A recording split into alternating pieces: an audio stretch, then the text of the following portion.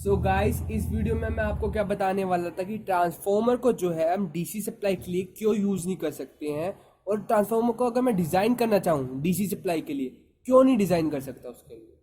ठीक है, तो सबसे पहले हम ये देखेंगे कि ट्रांसफॉर्मर का वर्किंग प्रिंसिपल है क्या, एक्चुअली ट्रांसफॉर्मर काम कैसे करता है। जो मैं ट्रांसफॉर्मर की बात करता हूँ तो क्या होता है उसमें, ये ट्रांसफॉर्मर का सिंबल है, क्या है, ये हमारी जो कॉइल दिख रही है आपको, ठीक है, ये कॉइल जो है मेरी प्राइमरी कॉइल है, फिर ये कोर है ट्रांसफॉर्मर का, एंड देन सेकेंडरी कॉइल। ठीक है, मैं यहाँ पर इनपुट वोल्टेज अप्लाई करूँगा, यहाँ मुझे आउटपुट वोल्टेज मिलेगी। इनपुट वोल्टेज जो होगी वो भी एसी और आउटपुट वोल्टेज वो भी एसी। जो आउटपुट वोल्टेज होगी वो मुझे स्टेप अप करके या स्टेप डाउन करके मिलेगी depending upon the number of turns. ठीक है, तो यहाँ मैंने क्या किया, एसी सप्लाई दी। एसी सप्लाई देने से क्या हुआ, मेरे पास यहाँ पर जो आई करंट फ्लो करा, ठीक है, और आई करंट फ्लो करने की वजह से क्या हुआ, मेरे पास इस कॉइल में क्या होगा, एमएमएफ क्रिएट हो जाएगा। एमएमएफ क्रिएट क्या होगा, एन आई के इक्वल। ठीक है, एमएमएफ की वजह से क्या होगा, जो इस कोर के अक्रॉस है, कोर के अक्रॉस जो फ्लक्स है वो पहले क्या था, जीरो था। जब मैंने एसी सप्लाई दी तो वो चेंज होकर क्या हुआ, कुछ पर्टिकुलर वैल्यू पे पहुंचेगा, थ्रेशोल्ड वैल्यू पे। ठीक है, जिसको हम 5 से डिनोट कर देते हैं। ठीक है, ये 5 क्या होगा, ठीक, ये कैसे हुआ, मैंने जो एसी सप्लाई दी थी वो क्या थी, अल्टरनेटिंग इन नेचर। ठीक है, मतलब कभी पॉजिटिव कभी नेगेटिव। ठीक है, तो उसकी उस सप्लाई की वजह से जो मेरा फ्लक्स क्रिएट हुआ है ना, जो मैग्नेटिक फील्ड क्रिएट होगी है, वो भी मेरी अल्टरनेटिंग इन नेचर होगी। ठीक है, ये बात समझने की है, मतलब कि जब मेरे पॉजिटिव साइकिल है तो एक पार्ट मेरा नॉर्थ की तरह एक्ट करेगा, फिर जब उसके अक्रॉस नेगेटिव साइकिल आएगी तो वो साउथ की तरह, तो नॉर्थ साउथ जो होंगे पोल्स अल्टरनेटिव बनेंगे। ठीक है, इस अल्टरनेटिंग फील्ड की वजह से मेरा क्या होगा, मेरे को आउटपुट वोल्टेज मिलेगी ई। ठीक, क्या हुआ, इस कोर के अक्रॉस मेरा फ्लक्स जो था वो चेंज हुआ ना, flux link with this coil changes. उसके चेंज होने पे क्या हुआ, मुझे यहाँ पर ईएमएफ इंड्यूस हुआ। ठीक है, तो हमने ये पढ़ रखा है ना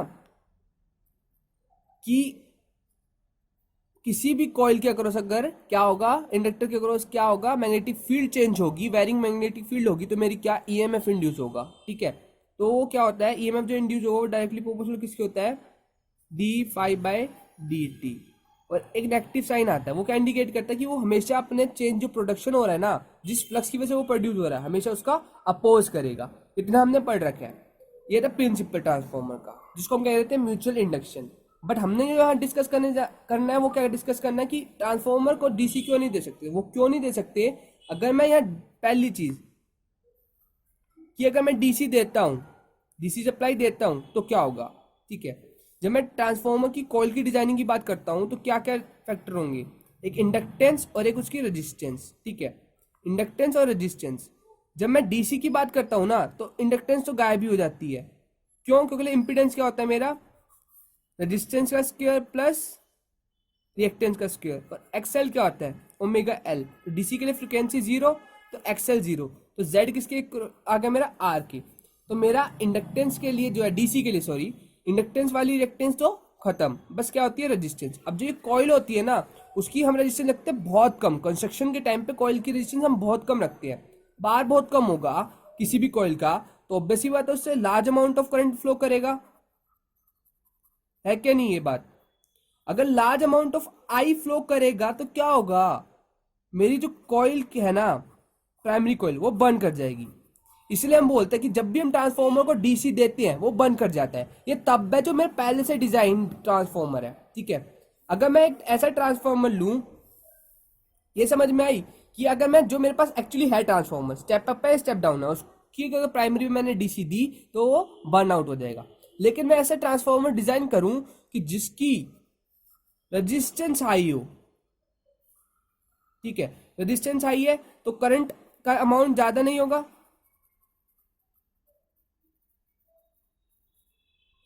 ठीक है, बट ट्रांसफॉर्मर डिजाइन, फिर ट्रांसफॉर्मर क्यों नहीं बना सकता मैं डीसी के लिए, ये भी देखना है ना।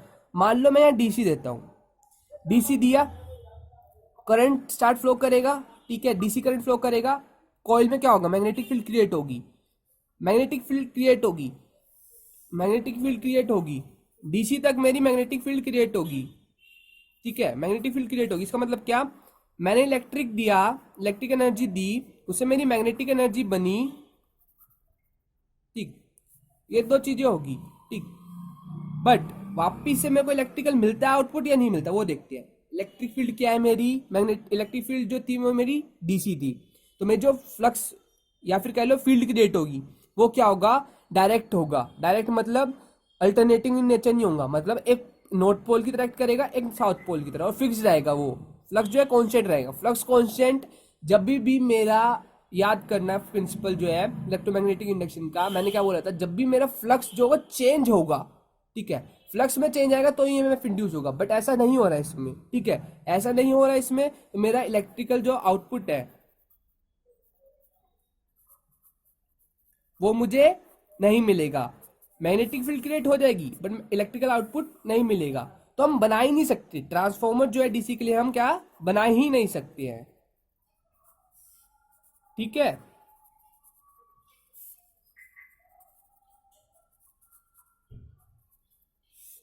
और इसमें क्या हो रहा था, इलेक्ट्रिकल दी, इलेक्ट्रिकल एनर्जी दी मैंने इनपुट, इलेक्ट्रिकल इनपुट दिया, मैग्नेटिक फील्ड क्रिएट हुई,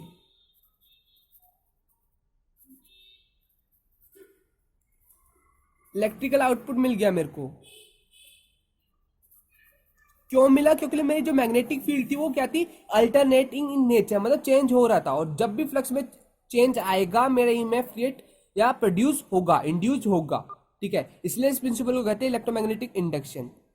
ये प्रिंसिपल जो है एसी के साथ आता है, डीसी के साथ नहीं आ सकता। इंडक्शन का जो कंसेप्ट होता है वो खाली एसी के साथ है, डीसी के साथ नहीं है। तो ट्रांसफॉर्मर हम जो है डीसी के लिए डिजाइन नहीं कर सकते, इन दोनों से साफ होता है। जो डिजाइन है, अगर डिजाइन करना चाहे, कंस्ट्रक्शन में चेंज लाना चाहे, अगर हमारे पास एक ट्रांसफॉर्मर है, अगर उसमें मैं डीसी दे दूंगा तो वो फूक जाएगा। अगर बाई चांस मैं उसकी कंस्ट्रक्शन में चेंज कर दूं, कॉइल की इतनी रेजिस्टेंस कर दूं, क्या वो काम कर सकता है डीसी के लिए, वो बर्न नहीं होगा, बट मेरे को आउटपुट नहीं मिलेगा, ठीक है। तो ये बात समझने की है। अब जो हमने देखना है, हमने वो देखना है कि डीसी मोटर जो है वो भी तो मेरी कॉइल कंटेन करती है। मतलब मोटर है मेरे पास, मोटर में क्या होगा, एक स्टेटर होगा, एक रोटर होगा। जो स्टेटर होता है वो भी तो फील्ड वाइंडिंग होती है, वो भी तो कॉइल होती है ना, ठीक है। तो वो कैसे डीसी को सेंड कर देती है, वो क्यों बर्न नहीं हो जाती है, ठीक है। तो ये छोटी सी चीज है जो वाइवा में पूछी जाती है, ठीक है। तो उस पर ध्यान दीजिए। जब मैं फील्ड वाइंडिंग की बात कर रहा हूँ ना डीसी मोटर की, तो उसकी जो रेजिस्टेंस है हम बहुत हाई रखते हैं। क्यों, क्योंकि हमें बहुत स्मॉल अमाउंट का करंट चाहिए,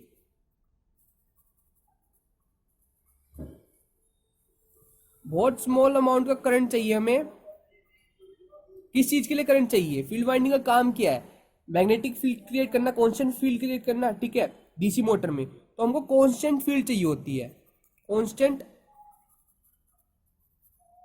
मैग्नेटिक फील्ड। तो constant magnetic field DC DC supply create कर देगी ना। बट यही चीज मैं अगर ट्रांसफॉर्मर के लिए यूज करूं तो वहां पर मेरे को कांस्टेंट मैग्नेटिक फील्ड मिलती है, बट मेरे को काम की नहीं है, क्योंकि मेरे को वो इलेक्ट्रिकल इनपुट देगी ही नहीं, सॉरी इलेक्ट्रिकल आउटपुट देगी ही नहीं, ठीक है। तो इलेक्ट्रिकल आउटपुट के लिए मेरे को क्या चाहिए, वेरिंग मैग्नेटिक फील्ड चाहिए, ठीक है। वहां कोई मोशन प्रोड्यूस नहीं हो रहा। इधर मोटर में क्या हो रहा है, एक्चुअली मैंने क्या दिया, small amount of R, R small था, स्मॉल ज्यादा था, sorry, small amount of current flow करेगा, मेरी कांस्टेंट मैग्नेटिक फील्ड क्रिएट होगी। एक ये फील्ड थी, और मेरा आर्मेचर से करंट फ्लो करेगा, ठीक है। तो ये फील्ड और आर्मेचर से जो करंट फ्लो कर रहा है वो फील्ड, वो दोनों फील्ड क्या होंगी, आपस में इंटरेक्ट करेंगी और मेरे को क्या देंगी, एक टॉर्क प्रोड्यूस होगा, ठीक है, या मैकेनिकल आउटपुट मिलेगा, ठीक है। और मोटर का जो प्रिंसिपल है, ठीक है, कि मेरे को मैकेनिकल आउटपुट चाहिए, इसलिए डीसी मोटर आराम से काम कर सकती है डीसी सप्लाई के साथ। क्यों, क्योंकि उसकी रेजिस्टेंस ज्यादा होती है, ठीक है। हम ट्रांसफॉर्मर में भी कंस्ट्रक्शन में रख सकते हैं कि रेजिस्टेंस ज्यादा रख दे, वो स्टेबल हो जाएगा, बट मेरे को इलेक्ट्रिकल आउटपुट कभी नहीं मिलेगा, वो फूकेगा नहीं, बर्न आउट नहीं होगा, बट इलेक्ट्रिकल आउटपुट की बात करूँ तो नहीं मिलेगा। ये बात हमेशा याद रखना, ठीक है।